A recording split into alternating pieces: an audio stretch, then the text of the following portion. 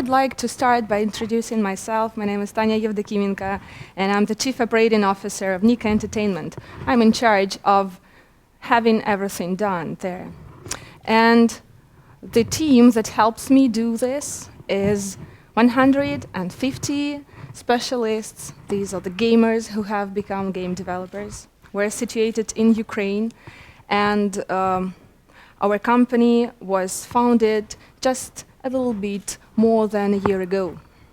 And since then, we have enjoyed the success of our worldwidely launched games.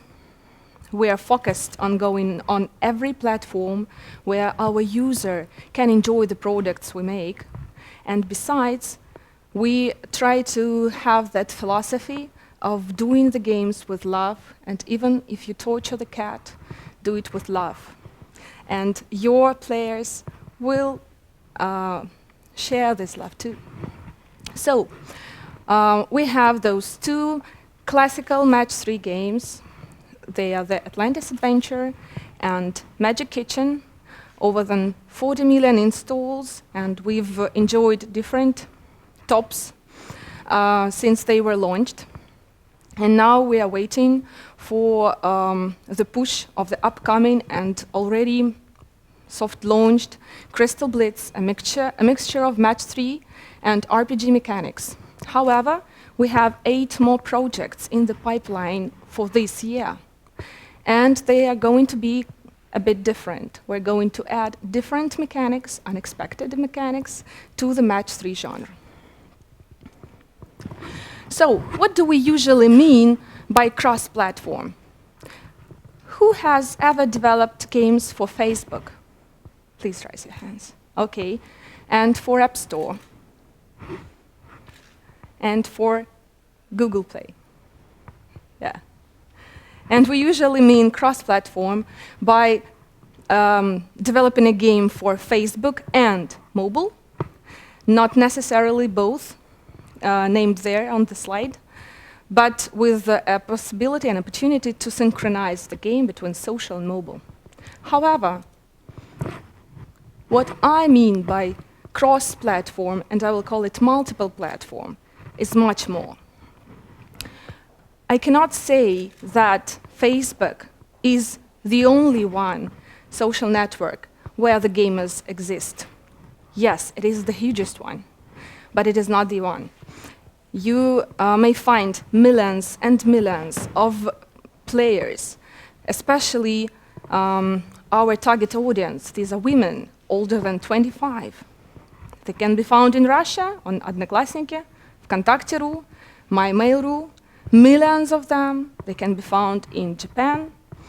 They on Mobage, Mixi, and I'm talking all about the social platforms. Even here in Europe, there are minor, still alive social platforms where there exists live. Besides that, we have totally forgotten that there exists the standalone online browser game platforms, which are not only for the hardcore users, they're also for the casual users.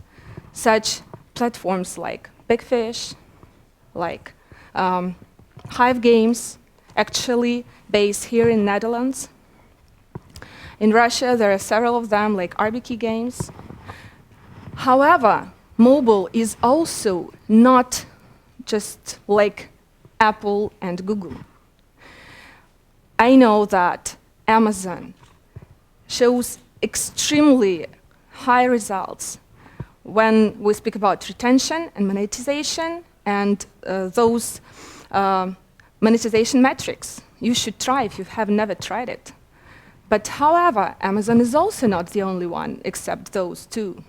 We have tens, I must say, really dozens of no-name, as I call them, Chinese mobile platforms, which comprise some maybe over half of the market, of the mobile market. We have mobile platforms in Korea. We have mobile platforms in Japan. For example, in Russia, one of the most growing markets for casual gamers right now, they the platforms like Одноклассники and ВКонтакте start their experiments. ВКонтакте has already established its mobile platform. Одноклассники are about to come, and this is the paying audience. The audience that has already used to casual games and paying for this experience. We must also not forget that there exist those messengers, and they are developing, and they're not developing only locally, like Kakao. We see Viber's initiative and those 3 games which have been introduced to several countries right now, and I must say that I'm impressed by the results that they achieve. So what were our first steps?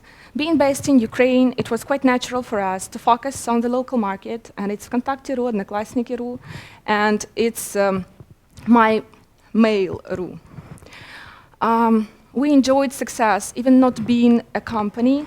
That time we were not called Nick Entertainment, there were several enthusiasts, but this is what made us establish the company. And we were dreaming about new markets, about those big 3 players, and we went on Facebook, but simultaneously we also went on the Japanese platforms, social, because due to the contract with our publisher, we were not allowed to have our mobile versions of the game published with other publishers or ourselves, but we were allowed to numerous experiments with social platforms. Then we moved to mobile, to traditional mobile, and we had 2 unsuccessful experiments with great platforms. It's big fish, but the problem was we had a publisher, and the publisher didn't fulfill its obligations. And it was the QQ, Chinese social network, where the publisher just disappeared. And it happens. Yes, it really happens. And then your game appears on Windows Phone from a Chinese publisher, and there is nothing you can do. By the way, hi Windows. No, Microsoft. I always call it Windows, sorry. So what we did next? We focused on Japan. And it is impossible to enjoy success on the Japanese markets without very deep culturalization. What are we used to usually is just localization. We translate the words and so on and so forth. We try to draw attention. But in Japan, it works absolutely different. You need to add emotions, and you need to change a heap of art. Because if you have several eyes on some monster, for example, in our game, Atlantis Adventure, it was some mythical monster, but it tells them, but it is not the cultural way they do there. You need to redraw all the characters and maybe introduce even some changes to the architecture drawn in the game. Besides that, you need to add emotions, and you see the preloader and the difference between the international version and the Japanese version. It's just the same, but on different markets. I think the difference is enormous. Yes, it takes time, it takes money. However, the deeper you culturalize your game for the Japanese market, the more profit you get. How did we do that? I must say that developing games in Ukraine is rather an expensive thing. We have quite the same salaries for the developers, like for the programmers, like in Eastern Europe, or even higher. That's the market, and everyone is surprised. That is why it is a rather expensive thing to make the whole team for about 20 people, if it is cross-platform, about 20 developers, operate our games. When they are updated, when it's the first several months, they're updated 3 times a week, and we need lots of people to do that. Could we spend such a great amount of time and efforts on what we thought to be minor platforms? For sure not. That is why we had a team of several devoted junior or middle specialists who were in charge of everything. They were researching the API of the platforms, they were porting, they were introducing the localization, they introduced the art, and so on and so forth. And this was like they have from, we speak about the successful games, but we all know that to grow you need to have a heap of unsuccessful games. So we had those 4 games which were ported by them day by day on different platforms.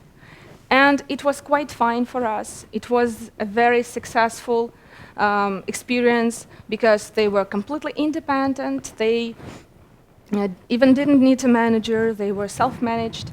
And we saw that they bring money, but we didn't count. And when, at the end of the year, when it was the first full cycle of our company, the year cycle, we started counting revenues. We noticed that, imagine, Facebook, okay. Then Одноклассники, oh my God, how does it happen? And then Android, and then iOS, and then a number of those platforms, ВКонтакте, Mobage, Japan, MyMail.ru, Russia, Mixi, Russia, Mixi, Japan, again, I'm sorry. And we were so very much surprised that a team of several people, their job, like translated to different platforms, comprised over than 30% of our net revenues during 2014. We didn't want to stop. We went to the platforms that some of them I have already mentioned, some of them know it. We went on Drogiem, we went on Hive Games, Yahoo Games, Fotostrana, Amazon. The rest of our games were ported there. And what we understood is that if you go on an American or a European platform, you may have no publisher at all and no marketing at all, because the platform itself maybe accept Одноклассники, though when you just publish your game, it gets into the catalog and you get from 200 to 500,000 installs within the first week. So all those platforms are waiting for the developers. And if to speak about Drogiem and Hive Games, they rebranded the whole platform to greet our games coming. And you can see the examples. And it's an absolutely free of charge traffic. It's an absolute support from the platform. And this is the real money you get. But as I have told previously, we have new games and about eight new games in the pipeline. My first thought when I was talking to our CTO to discuss the scaling of the team was to add several guys there and then to add more and more. But we understood that it was not a scalable approach at all. Because what we counted is that if we have 10 games, and let it be 10 platforms, and the updates like 3 times a week, that poor team would have to update the games at least 3 times a day. And it concerns quality assurance, and so on and so forth. It's impossible, even if you have too many of them. But if you have 20 people porting these games, why not to start a new project with their forces? That is why what we did, we have created a core team which develops the module system, the server for the whole heap of the new products. And we introduced the multiple platforms team into this core team. What do they do? They continue learning the API of the platforms. They continue the researches. They make the checklists. They share knowledge. And they help introduce the appropriate tasks and so on and so forth in the roadmap of the project. They teach the project teams themselves how to do it fast and properly. And now we have a scalable system. I hope that it works. I'll tell you later if you are interested. What could be next? First, I told about the whole variety of those multiple platforms, and I would be so happy if we could go there. What I must say is that it is impossible to move to Japan without a publisher or a cool specialist, there. Because first, it's legislation. The company needs to be Japanese in order to have the right to publish games on the local platforms. Secondly, this culturalization, and it's always better to trust your partner what to do than all those support and community issues. On the other hand, we have China, where I would never then go without a publisher, but an appropriate publisher, the one who would not steal your game and publish it on other platform. And you need to understand, maybe some of you did not research that market, but it's huge, it's paying, and it is something that the next step we should take. The other thing I'm greatly interested in is the messengers. I would be so happy to be able to cooperate with them because it is an interesting model. It is an interesting audience, the audience that may not have played the games yet. This is possible, and this is always an opportunity. Besides that, I am eager to try every platform worldwide. Brazil, I don't know, any other country, but this is the idea, to go right there where your user may be expecting for you, and to give him the game that he may have expected for the whole of his life. So, if to make the conclusions, we have introduced this multiple platforms structure and approach to our strategy in order to check whether this year, 2015, we're going to have the same revenue shares as between the core platforms and the so-called minor platforms. If you have less than 5 products, feel free to have a team that would port it on every platform that was mentioned here or any other that you will find yourself. If you have more than 5 games and you want to go on multiple platforms, please be sure that you introduce a scalable approach. And the main thing I wanted to share here today is make fun, make games, and love what you do. Love the cats. Thank you.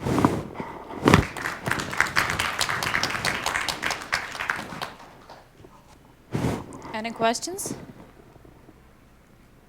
Or would anybody like to share their experience, maybe? The good ones, the bad ones, any would do.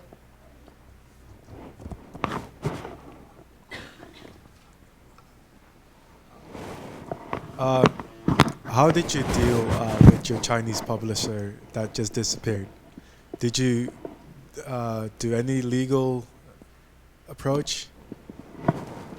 Well, I must say that we did nothing. Okay, that sounds everyone does that. Yes, Awesome. yes. We were trying to address Microsoft, but they do not answer either. That's what they do. I hope they see this video.